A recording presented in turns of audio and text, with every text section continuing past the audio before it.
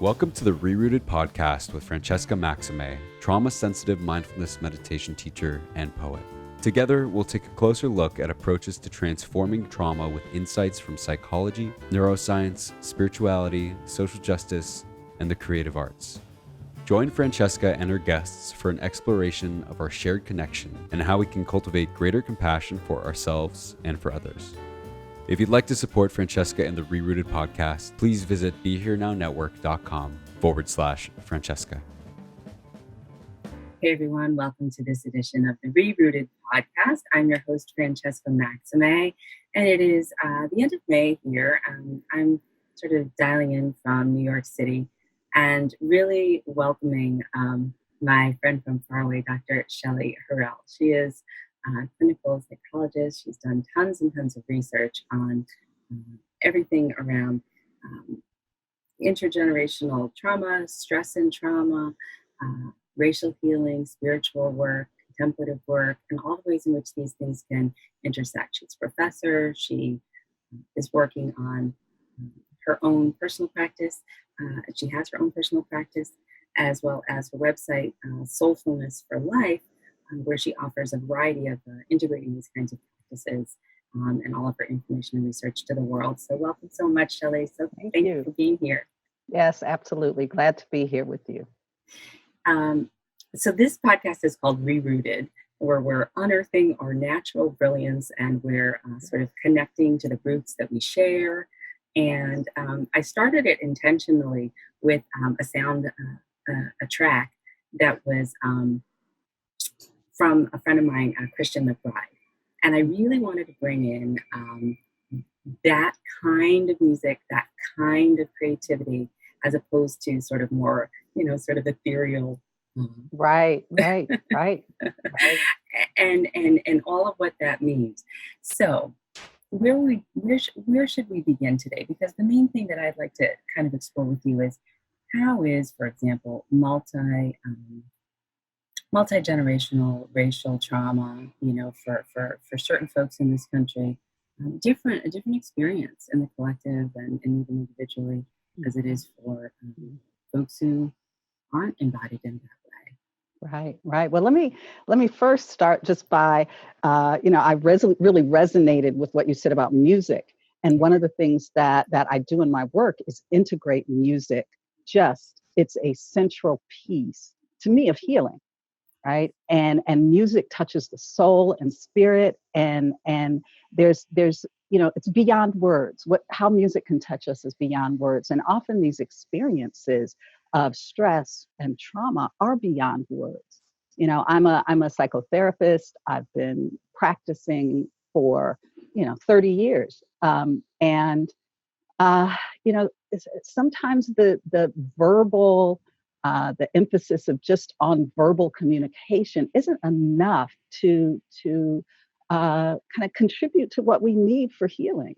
And what you said about intergenerational trauma, that's a collective trauma. When we think about slavery, genocide, internment, all of those forms of historical collective trauma, those live with us collectively.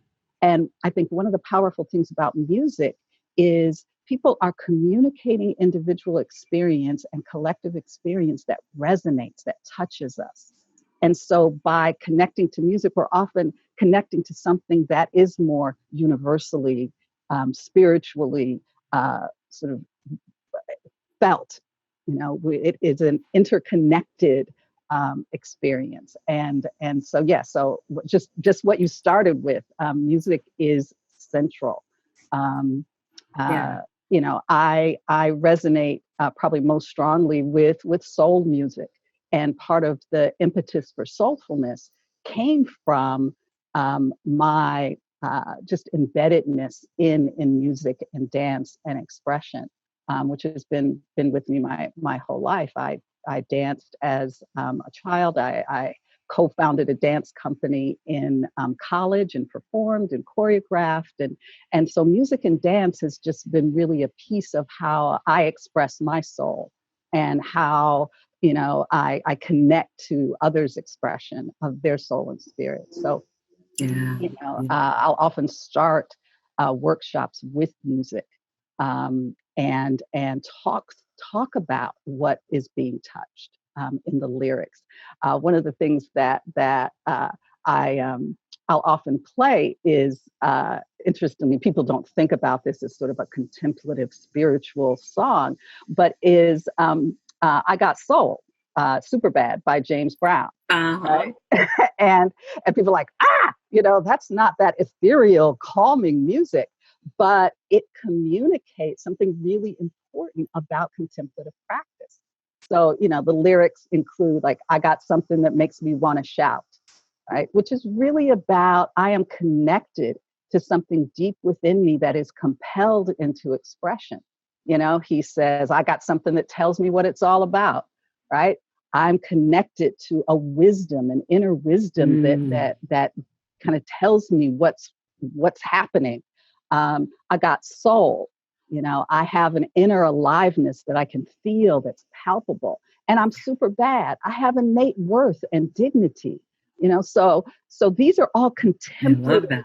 spiritual kinds of messages. And so for me, my introduction to kind of using contemplative processes for healing was through music, and messages through soul music. And so yes, music is central. Yeah, and I love that because, all of the messaging in there with the lyrics are just as you said, I'm super bad. I mean, it just reminds me of like somebody who's walking down the street, and they're like 2, 3, 4, 5 years old, and they're just like really proud of themselves. Like, like I'm here, I'm Right. here and I'm alive. And it's that sense of vibrancy, aliveness, and resilience that so many people, once they experience trauma for whatever reason, is kind of shut down, or Yes. we Yes. somehow we become sort of ashamed or something. And I was taking a course with Dr. Joy DeGruy, I mentioned off camera earlier, and she was mentioning how in the house that she grew up in, even though they were working class, that they didn't have a sense of shame or bad about being Black, like that there was nothing there on that. And they were at some parade, and her older sister was taking her to the bathroom, and there was a bunch of men that drove by and yelled at them the N-word. And she was the first time she felt somatically her sister's hand grip her harder as a threat. And she said, "I didn't know what it meant. I didn't know what that was about. But that was the first time I felt like there was something wrong, that there was something about me that took away that I'm super bad feeling to like, now I'm feeling bad." Yes. So for me, the construct of soulfulness is really about connection, fundamentally, and how stress and trauma, and all forms of stress and trauma, one of the biggest impacts they have is disconnection.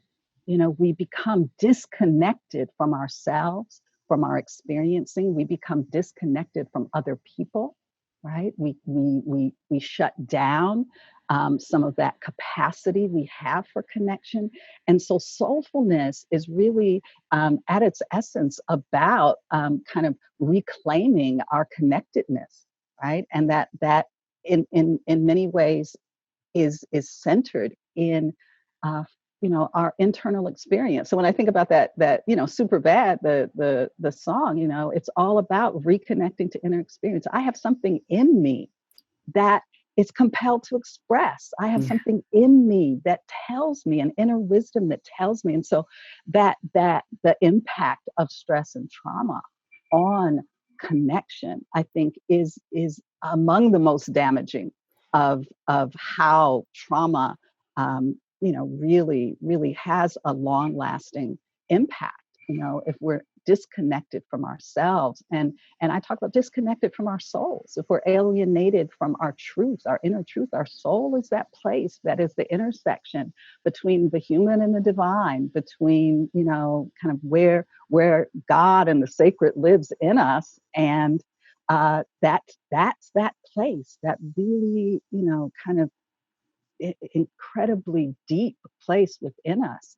And wisdom lives there, and our resources for healing live there. And so when we become disconnected from our soulfulness, that can be devastating.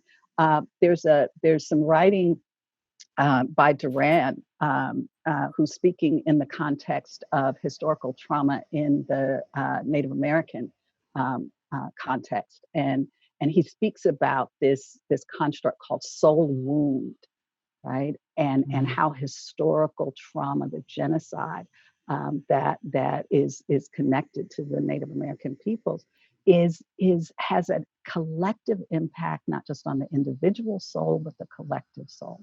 Yeah. And when our souls are wounded, it compromises our ability to be whole, right? To be whole for our mind, body, spirit, heart, and connection with past, present, future, that ancestral connection that's so important.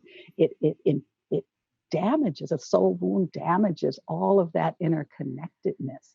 And so healing begins in many ways with just beginning that journey towards wholeness. And I think the construct of soulfulness for me really speaks to that. The other person who speaks about the soul wounding, well, there's a lot of people who speak about things related to soul wounding, but someone that has impacted me quite a bit, her writing is Bell Hooks, and she's an African American feminist writer, and she has talked about the construct of soul murder and the way that racism, it can kill our connection to our emotion and our emotional experiencing, and our ability to know what we're feeling, right? To be connected to what we're feeling. And emotion's so important. Emotion is so important. It is, evolutionarily what we need to know how to survive in the world. It's a cue, it's a communication that says, ooh, something's happening out there. And that's my cue of paying attention. Fundamentally, emotion tells us we have to pay attention. So these traumas that shut us off and wound and damage our soul, our emotion, our most kind of that deepest place, right? That impairs us in ways, or can impair us in ways where it is really hard to function in the most optimal way. Now, the other side of this coin, of course, is resilience and strength, and the resources that are there, that particular ways of accessing our community, our ancestry, our culture, can strengthen those resources in the context of adversity. And that's what resilience is all about, really, is in the context of diversity, being able to access resources that allow us to adapt and grow and thrive.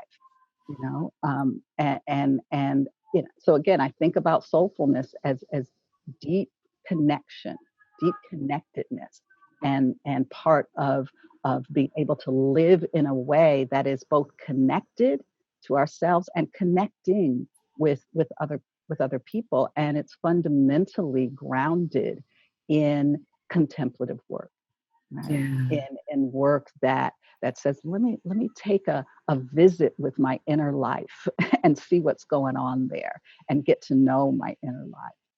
Yeah, that's so beautiful. Is let me take a visit, right? Yeah. Let me go check this out. Can I come in there with some curiosity and a little bit of friendliness, and just sort of see what's here? That's right. And can I be with what's here? Yeah. Even if it might be something that's a little bit surprising or challenging or difficult. Right. Can I stay with what's here? That idea of, I just did a presentation here in LA at Black Women's Health Expo, and talked about mental health issues, and presented this notion of knowing ourselves, kind of know yourself, check yourself, and care for yourself. And the check yourself piece includes kind of two parts. One is check on yourself, check in with yourself and check yourself too. Ice Cube says, check yourself before you wreck yourself. Wreck yourself. So, I just said that the other day to someone. I love that you said that. I said that to someone in a session and they were just like, what? Well, again, for me, music, there's so much wisdom in music, from our shared lived experience. But the idea of checking on ourselves, we check on people we love all the time. We call them up, we text them, we check on people, we visit them. And we need to develop habits of checking on ourselves, and checking in with ourselves, and also checking ourselves when what we see may not be congruent, with how we really want to live. And unless we check on ourselves, we may not see those incongruences. We may not see that the ways that we're out of alignment with what our deepest values and our deepest, what matters most to us.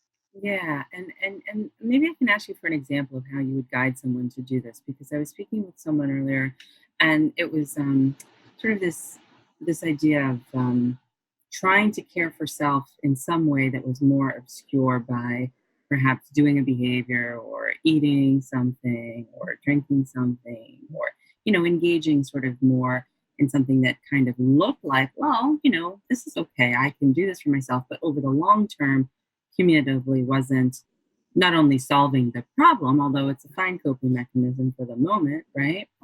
But also was kind of keeping that relationship of connection to self a bit at bay.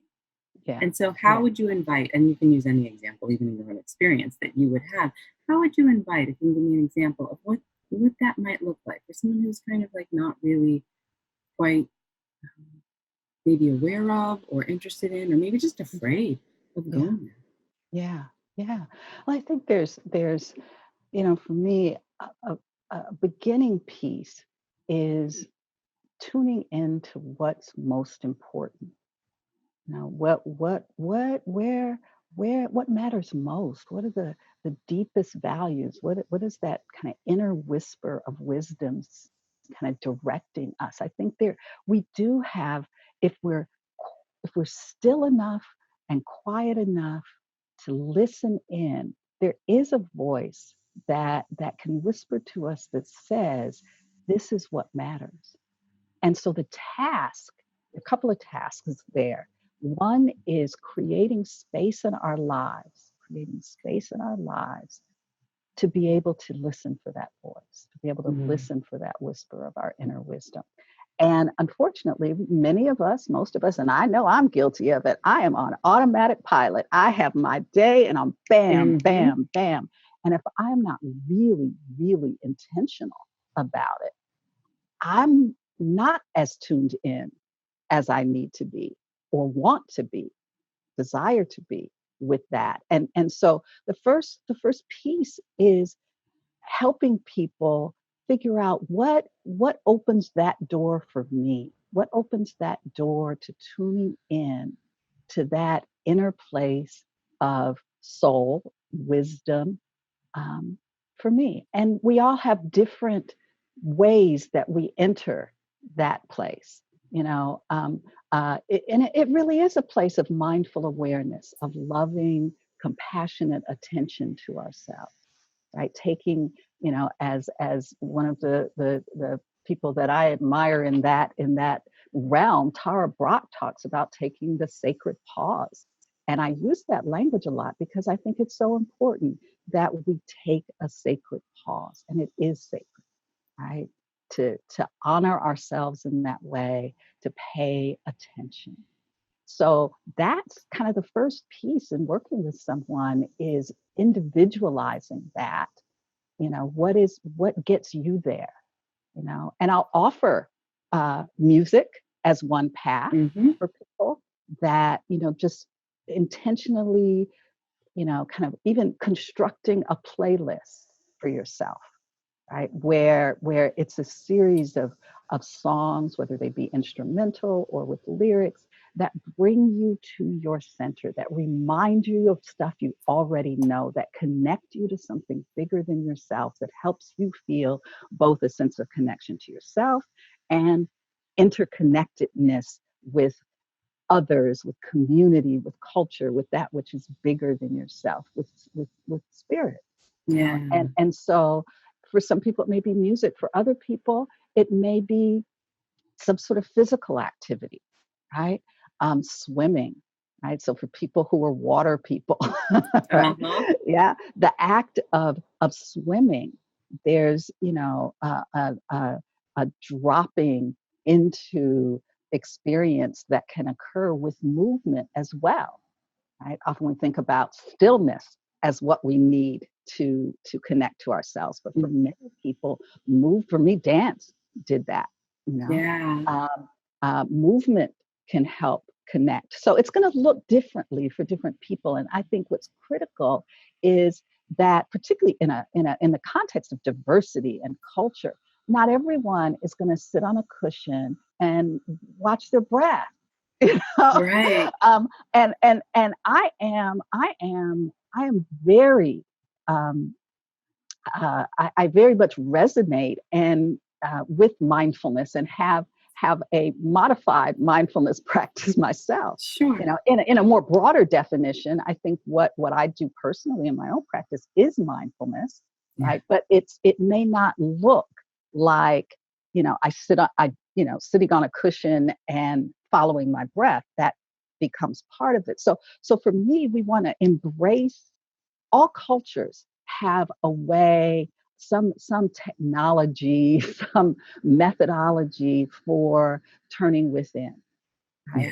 For paying attention to inner experience, various rituals and ways of maybe, being in nature and connecting with nature, going on treks of some sort. I mean, there are all kinds of ways that Yeah. that we have around the world. So we need to incorporate into our notions of mindfulness, which is a core process. It just may look differently in different Yeah. in different cultural And contexts. So and so that's the piece: is how do we help people take that sacred pause? mm, What's going to get them to that connectedness with their inner experience? And that, again, is the first step. yeah, I really, really love that. Thank you. That sacred pause, and then that it's what's right for you, Yes, right? And yes, and and and I really think that there is a bit of a disconnect. Like, I think so many people think, well, mindfulness means you sit on a cushion and watch your breath. Well, it could be that. It's not yes, only that, right? absolutely, It could be absolutely. that, and that might work for you. It might not. And I always sort of look at, because Tara is also one of my teachers, Yes, actually, to sort of say, like, she's like, well, what's the intention behind it? And then the mindfulness is, well, are we running away from something, or are we moving towards something, with greed or aversion, or are we zoning out and ignoring it? Meaning that, is the reason why I'm sitting on the cushion because it's actually effective for me and it helps me cultivate a sense of presence within myself and connection? Or is it because I am trying to check out?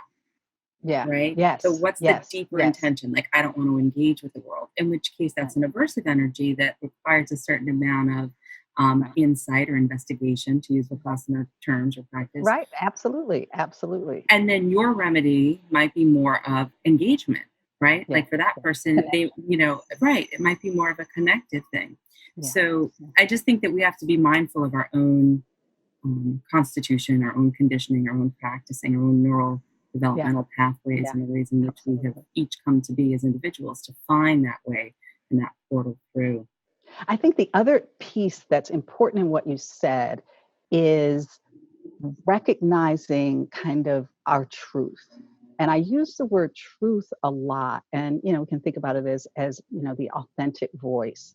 Um, but particularly for people who are members of historically oppressed and currently oppressed Yes. groups, that this process of internalizing oppression can be really subtle.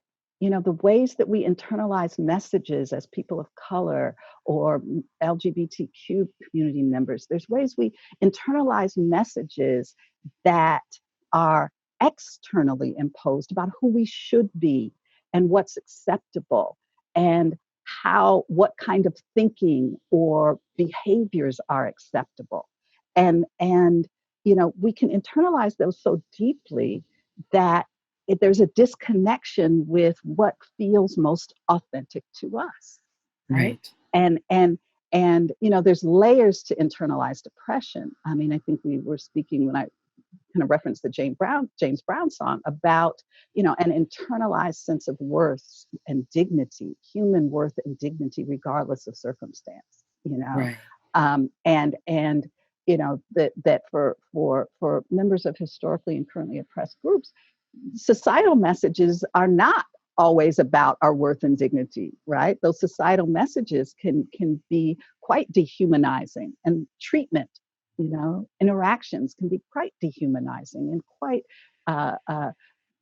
pathologizing, and seeing our difference as deviance, right? Seeing our difference as deviance. And so we have to be part of the importance to me of this contemplative work for people of color and other historically and currently oppressed groups is being able to discern, kind of what's truth in me, that comes from me, and what have I kind of taken on that others have um, kind of constructed of who I am and Right. who I should be and what's okay for me to be. So getting kind of connecting that back to this idea of mindfulness and meditation and contemplative practice, which again, I think is the central technology that we need for healing. But it's important to think, to understand that it can look differently for different people. And to the extent that sometimes we do shoulds, right? We should ourselves a lot, right? Well, I should be able to sit on a cushion and watch my breath, right? And where does that message come from? And again, I think we all do that, regardless of race, ethnicity, or other, those things we do in our minds that distance us from our authentic experience. And mindfulness and contemplative practice gives us the opportunity to do that. But again, I think particularly for people from historically and currently oppressed groups, that we have to investigate, I think, the RAIN, we can think about, Tara Brach's RAIN process, I think is a wonderful Recognize, process that we can allow, bring, investigate, and right, nourish. right. Recognize, allow, investigate, nurture. But the investigation, what's really there for me? What's really going on for me in my body, emotionally?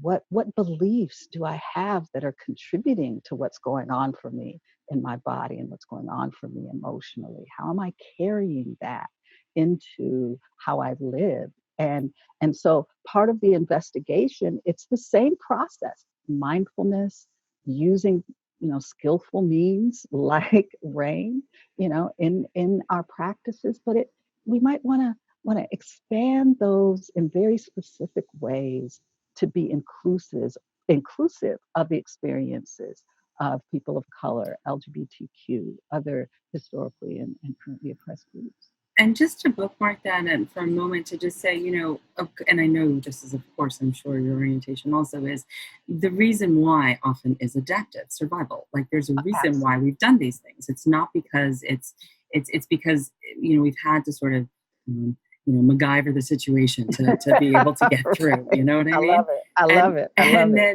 then at a certain point we realize, well, wait a minute now, I'm MacGyvering stuff that wasn't broke, or I'm MacGyvering stuff that wasn't, you know what I mean? So like, what's up with that?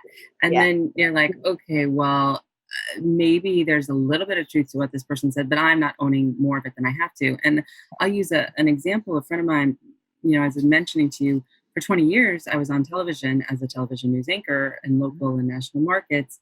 And as a woman of mixed ethnicity, there were a lot of issues that would come up in terms of how we would present, how we would appear, what size is appropriate, the ways in which hair needs to be done, the ways in which gesticulations may or may not even be appropriate, quote unquote, as by the powers that be and the talent holders. And one of my friends, who's a news anchor now for a major network, told me, she's African American, she told me, and she has to wear wigs so that her hair is consistent. And I wore wigs for a time also because it has to be consistent. That's in the contract. that the person told her that her nostrils were too big. Now, when you hear that from someone who is in a power that be, that is someone like, well, why would you even say that? Why would you even share that? Why would you even have that be of your opinion? You're in this, and for a certain aesthetic, to be frank about saying, well, they're larger than they would be in this particular ethnicity or this particular whatever, typically, to say that they are too big is saying what? That there's something wrong with the way that they are, that there's something wrong with the way you are, that there's something wrong with you. Right? And so just, go. No. I use the phrase, difference is not deviance, but, so much of what is communicated around, conditions that must be met for us to be acceptable or approved of, or to be included, acceptance, approval, inclusion can be very conditional, right? So you're okay if, you do your hair a certain way, or you speak a certain way. And a part of internalized depression is the ways in which we really take those to be truth, to be like, yes, as someone said to me, the only way that I am acceptable is if I, put, green contact lenses in and have light eyes, or dye my hair blonde, or, something that approximates dominant culture of and how dominant culture expresses itself. So what, we think of those things, well, that's normal, but it's not normal, right? It is a reference point that is often centered as being superior or more valued. Standards of beauty, I think, is what you're referring to. So standards of beauty are often based on sort of a European descended look and things that, peoples who depart from that are sometimes internalized, that I need to look a certain way in order to be attractive. There's so many insidious ways that these messages get internalized. And I think part, again, of the value of contemplative practice for historically and currently oppressed groups is liberation, right? Liberation from how we have, from what we have accepted in our hearts and our minds that is outside of us. Again, another song reference, Bob Marley in Redemption Song, emancipate yourselves from mental slavery, none but yourselves can free your minds, right? So he's talking about freedom from kind of the things that we believe, the thoughts that we believe. And we all know, you can't believe everything you think, right? We can't believe everything we think generally, but more specifically tied to this issue of what do we internalize that is imposed based on dominant narratives about what is beautiful, what is okay, what is acceptable, what's desirable, how should we speak, what should we speak about, what's too loud, what's too much gesticulation, or whatever the case may be. And that's powerful stuff that we have to unpack and investigate and really see, what are we carrying to know what's in our minds and our hearts. And even to that point, I know that a lot of times, different communities have a different sense of time, for example. And so, if you're in a community of color, right, it's just a different sense of time. It doesn't mean that one is right and one is wrong, but generally speaking, oftentimes different communities have a different sense of time. And what may be seen as not being punctual in a, I don't know what I would even call it, a white, community or something, white, privileged, white dominant culture community, whatever it is. Not being punctual, might just be, well, we're getting to know one another. We are putting emphasis on the relationship. We are not just delaying the meeting or whatever it is, but we are connecting right here, right now. The meeting has happened. It is happening. This is the meeting. This is part of the meeting. Yeah. This is It's part of. I have a story related to that. Back in the 80s and 90s, I did a lot more sort of diversity and anti-racism training. And one of my partners was a dear friend, white man by the name of Jeff Ring, and I named him because he and I did a lot of amazing work together. And um, one of the things that when we first started working together, Jeff was, wanting to divide our presentations into small time units. Like from 8:05 to 8:10, we'll do this. From 8:10 to 8:30, we'll do this. And I'm like, what? Yeah. That's not organic. We have to be able to be responsive, kind of to what is there and have some flexibility. And he says, but then we'll, potentially go overtime. And, we would have this dialogue, and we had some amazing conversations of just understanding each other's kind of cultural frame of reference. And I think really came to a point, rather than pathologizing, to appreciate that. And sometimes we would even talk about that in some of the kind of cultural competence, diversity, anti-racism work we were doing, to kind of model for people, that we don't have to polarize these ways of being in the world, that we can coexist with our differences. And I think so much of what we do is evaluate, kind of the judging mind, the evaluating mind, what's good, what's bad, what's right, what's wrong, rather than what's there. Yeah. And part of the question of mindfulness and contemplative processes is what's there. Yeah. Let's just understand what's there. And I think, the work that Jeff and I did, we both, looked at what's there for us, but also a real sincere attempt to understand what's there for you.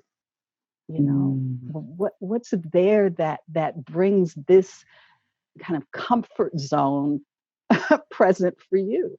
Right. So that coexistence of seeming opposites, is so important, to be able to hold things that may seem so different, to be able to hold them simultaneously. Right. That we're not, I say this to clients all the time. It's not an either or it's not a good, bad. It's not a black, white. It's a both and, or it's an and. I'm in an indigenous trauma training where they talk about and use the land as a resource, use the animals as resources. It's not just that we have to resource ourselves and the ancestors as resources. Absolutely. And that all of this and that a lot of what sort of a soft pivot to maybe working with communities that really are not in a position where they can receive sort of individualized therapy, or go on retreats, or do this kind of more I dare say not erudite spiritual exploration, but a little bit more sort of refined, or I don't even know, those aren't the right words, but it's all good. It's all good. The idea of they just don't have access. They're literally going from couch to couch. They're trying to find a place to live. They may not be eating. They may be in a shelter, and that these young folks, these young men and women of color, perhaps in the inner city, and just really the inheritors of legacies of oppression, currently living this reality, trying to find ways of connecting with what might be helpful there, because they're not listening to James Brown and Bob Marley. It's rap music and things like that that I'm not so sure are nourishing in the ways that you're talking about, although it could be. Some of them may be. They are.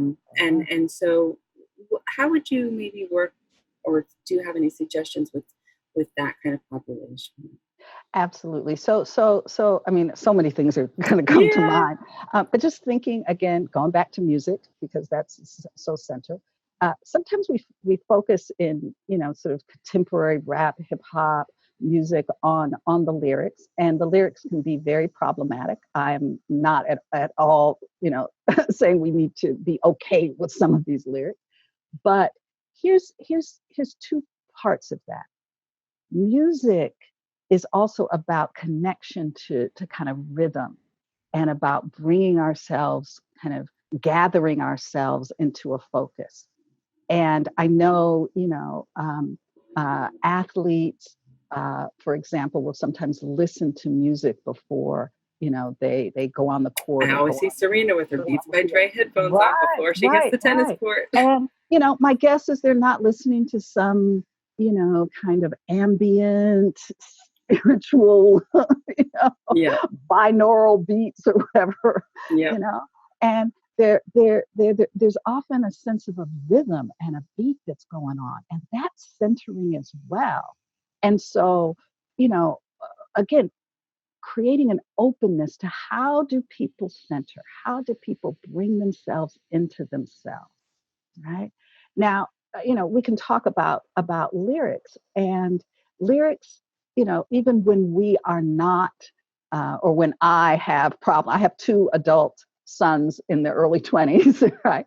And I remember growing up, kind of, saying, oh, let's really listen to that music. And one of the things that we would do is deconstruct music videos, right? So that I wanted them to, I always thought, it's not going to do any good to say, don't watch that, but I wanted them to watch it consciously, right? Yeah. To watch it with awareness. So, well, what if we unpack this, what's going on? What are the ingredients? What's happening? What's entering your mind, for you to be aware of what's coming in, and there's always a formula, there's women without too many clothes on, money being thrown in the air, car, there's the same things happen, in many of these videos, but bringing consciousness to it is important. So I don't want to throw out what young people do as being somehow, well, that's inconsistent with contemplative practice. No, it's the manner in which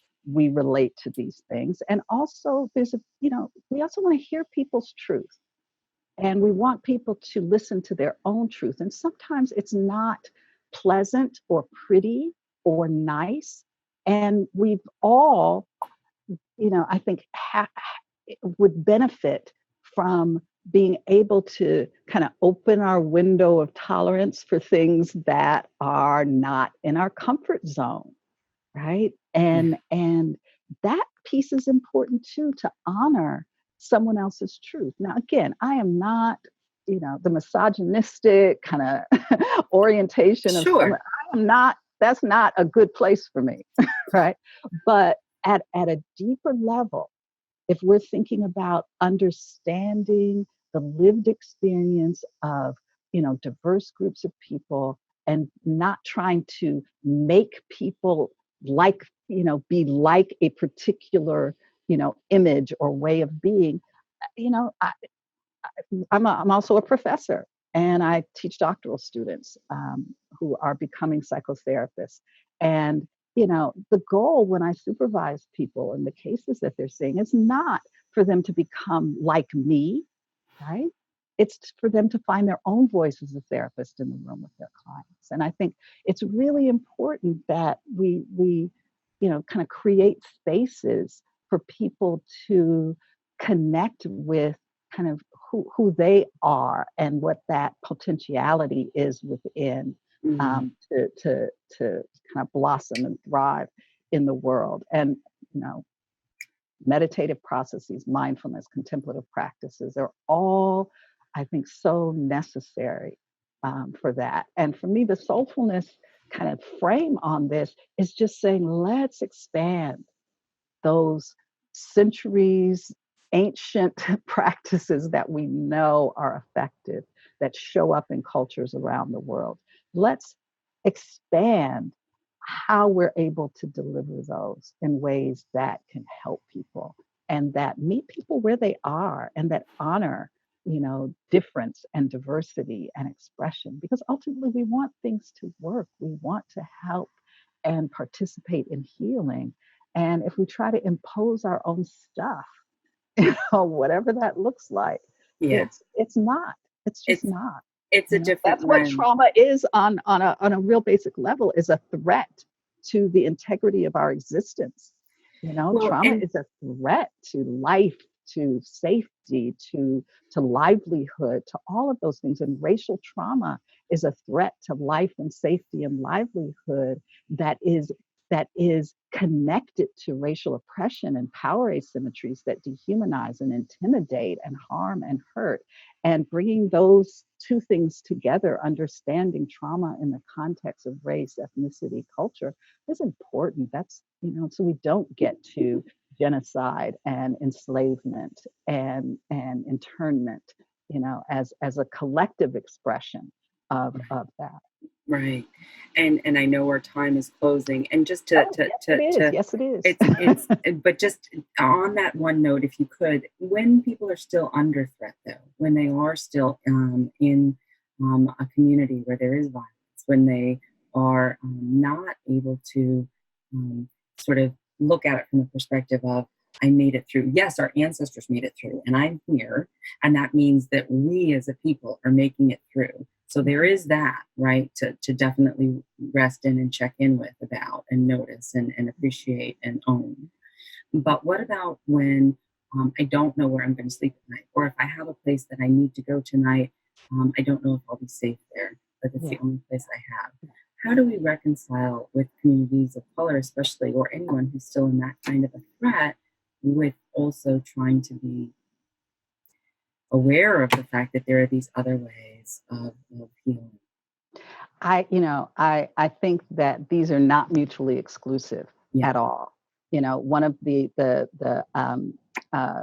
places that some of my doctoral students have done their practicum settings is a shelter for people who are homeless in Skid Row in Los Angeles.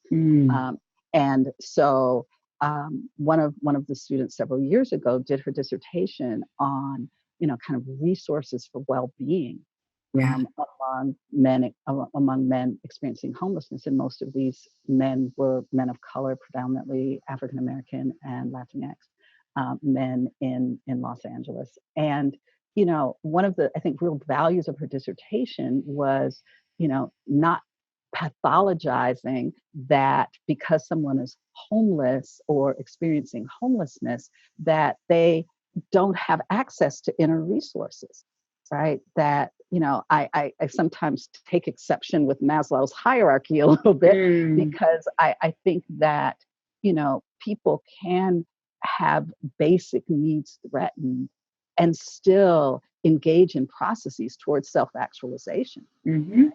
And some of the most kind of amazing transformations of people have occurred in conditions of deprivation and trauma. I think of Nelson Mandela. I mean, we could go through a list of people. So I don't like to bifurcate those things, right? I don't like to bifurcate those things because people have amazing capacity to connect with inner resources.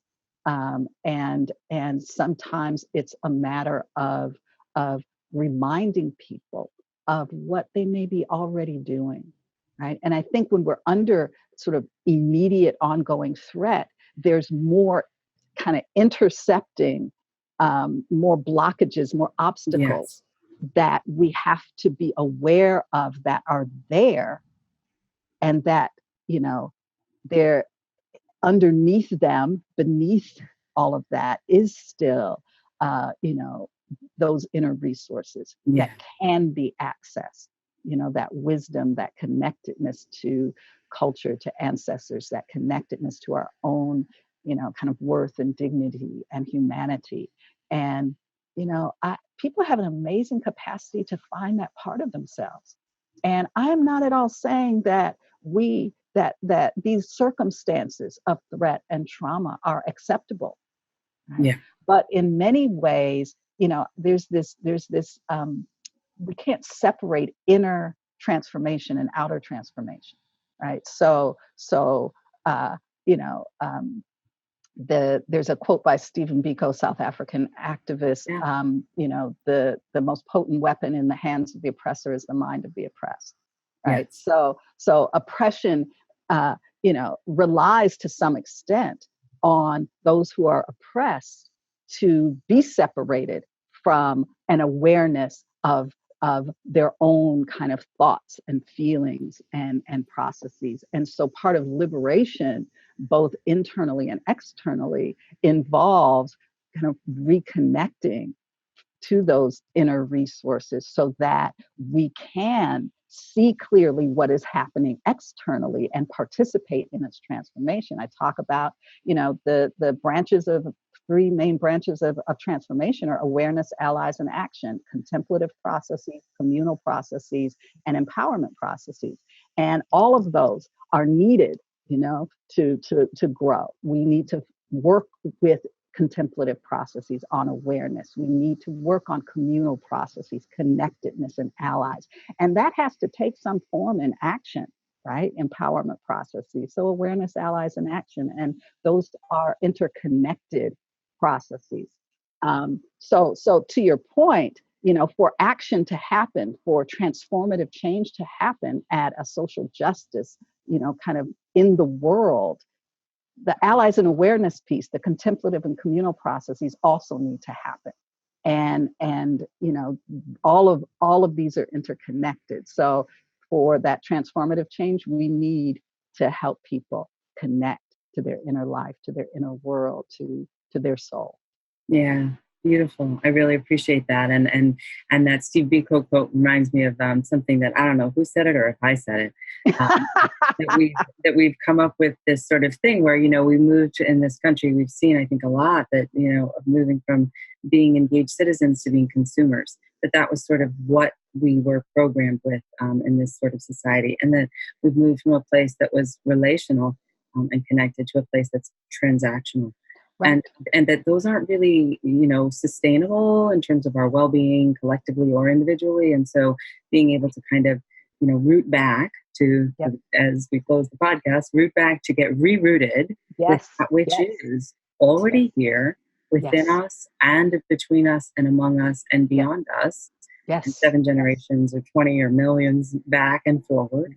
Yes. Right. And that's really something that we can look at on multiple levels. And the final piece about this I'll say is that I always said that good trauma work alleviates the pain that's here now. Good policy work prevents the trauma from continuing.